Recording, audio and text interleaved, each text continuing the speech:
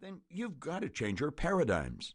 Not long ago, a coaching client came to us, a woman, a single mother, who was fed up with her job. She hated it, but she didn't know what she really wanted to do, and she needed some help.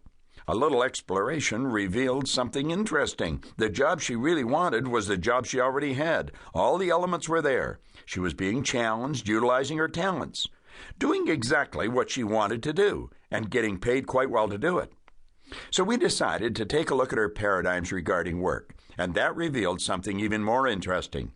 The job she was in was the first job she got after her divorce, and at that time she was extremely angry with her ex-husband and understandably resentful of the fact that she had to leave her children during the day to go back out into the workforce.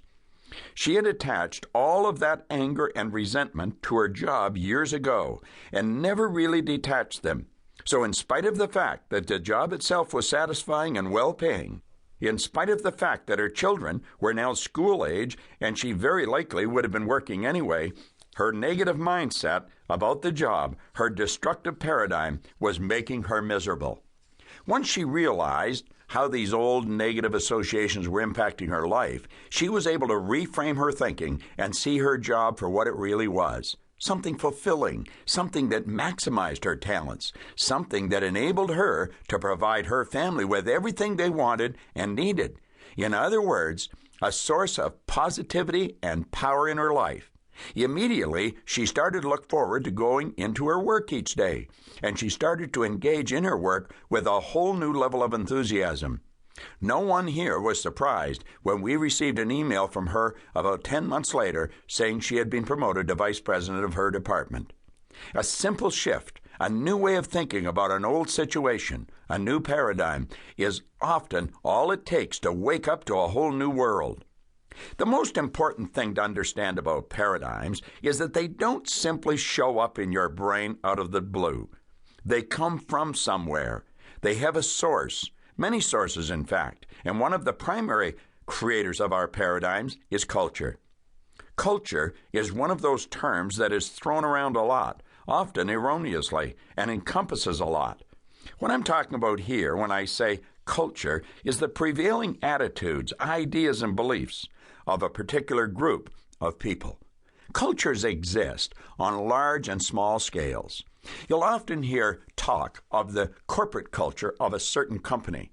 It may be a company in which hard work and dedication are valued and rewarded, a company which believes in promoting from within their own ranks, or, on the negative side, a company which prizes yes men, a company whose top brass like nothing more than to have their own ideas parroted back to them, who reward that kind of behavior. I think you can guess which culture stands the better chance of nurturing long-term success. Even families have their own particular culture.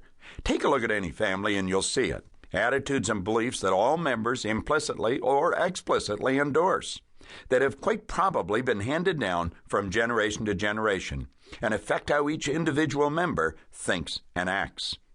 As just one possible example out of thousands, some families have a culture of providing indefinite financial support for their children. Others believe quite firmly in fostering financial independence as early as possible.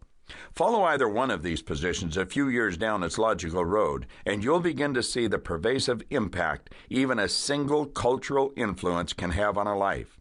How many actions, decisions, and personality traits could be traced straight back to the belief fostered since childhood that one will never have to make their own way in life, that someone else will always bail them out?